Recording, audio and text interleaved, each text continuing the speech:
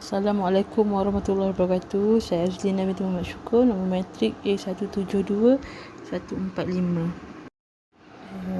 Untuk isi kandungan pembentangan saya pada hari ini iaitu strategi pelaburan, prestasi pelaburan individu, prestasi pelaburan portfolio dan pengalaman serta tips pelaburan.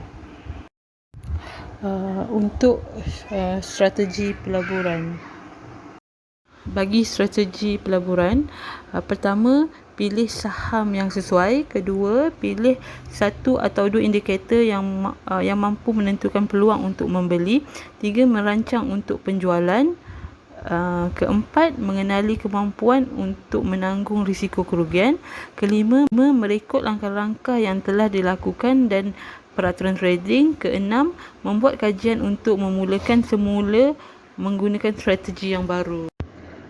Seterusnya, prestasi pelaburan. Yang berikutnya, graf prestasi minggu pertama hingga minggu ke-10 adalah seperti berikut.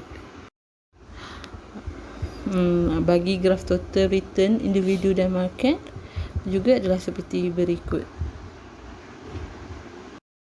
Untuk prestasi risiko dan pulangan pelaburan, jika dilihat dari total pulangan pelaburan adalah sebanyak 0.11, prestasi pelaburan saya berada di tahap rendah berbanding prestasi pasaran, manakala risiko pelaburan juga agak rendah, iaitu pada minggu ke-10 total value game adalah sebanyak ringgit Malaysia 84,701 ringgit 27 sen.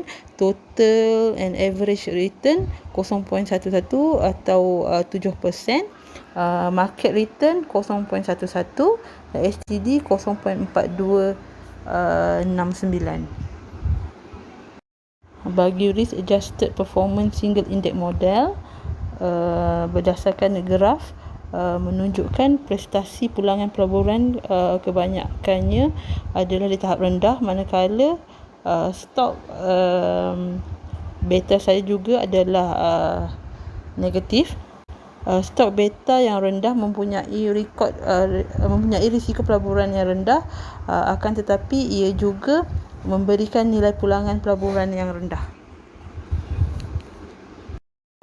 Risk adjusted performance Sharpe ratio untuk total return adalah 11%, average return 0.7%, STD 4%, dan gambar rajah menunjukkan Sharpe ratio saya adalah negatif 4.40339.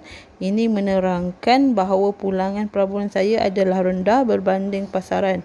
Sharpe ratio saya bernilai negatif kerana nilai RF adalah lebih tinggi berbanding dengan pulangan pelaburan saya. Berikutnya, risk adjusted performance trainer index dan risk adjusted performance iaitu untuk trainer index ialah seperti berikut, dan untuk yang risk adjusted performance adalah seperti berikut. Seterusnya, Markovic Frontier seperti rajah tersebut. Dan seterusnya, prestasi pelaburan portfolio. Untuk graf risk dan return, prestasi pelaburan saya berada pada tahap yang sangat agak rendah pada akhir minggu ke-10 pelaburan. Pulangan portfolio saya adalah sebanyak ringgit Malaysia 84,701 ringgit 27 sen. Untuk pengalaman dan tips pelaburan. Pengalaman dalam pelaburan, pertama, saya dapat mempelajari tentang cara jual beli saham serta cara mengenal pasti kaunter-kaunter yang berpotensi. Kedua, cara melihat analisis fundamental untuk mengetahui kekuatan keuangan serta kukuhnya sesebuah syarikat sebelum membeli sahamnya. Ketiga, belajar perkara asas dalam pelaburan saham dan tips pelaburan pula. Banyakkan membaca, mencari di majalah saham atau carian di Google berkaitan saham, melihat perkongsian pengalaman orang-orang yang biasa dengan saham, menyertai kumpulan Telegram saham yang disediakan secara percuma, menyertai seminar-seminar berkaitan saham, belajar mengenal pasti simbol-simbol di pasaran saham. Itu sahaja. Sekian. Terima kasih.